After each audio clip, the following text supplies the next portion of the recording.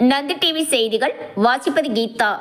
ராணிப்பேட்டை மாவட்டம் களவை அருகே உள்ள மேல்நெல்லி கிராமத்தில் உள்ள புகழ்பெற்ற ஸ்ரீ இளந்தியம்மன் ஆலய பரிவார மூர்த்திகள் மகா கும்பாபிஷேகம்.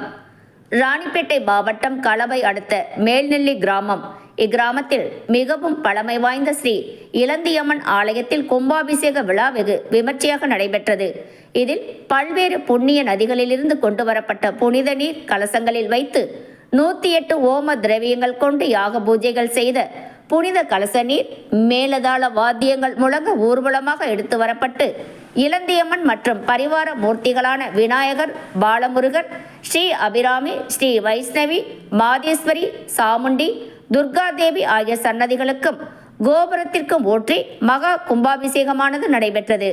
அதனைத் தொடர்ந்து எழுந்தருளிய அம்மனுக்கு சிறப்பு அபிஷேகமும் ஆராதனையும் நடைபெற்றது.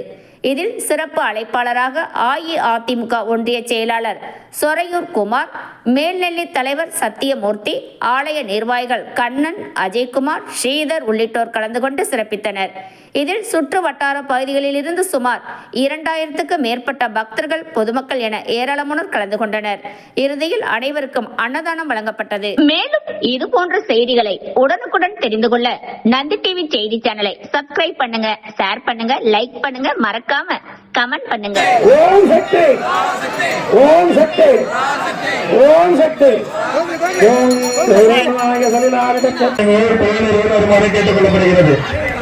ஏகசாலையை எதிரில் நன்கொடை எழுதப்படுகிறது. தகவல் முடிந்த ஒரு நாள் காணிக்கா கூட அப்பனுக்கு சென்றிருப்பாங்க. அதனைத் தொடர்ந்து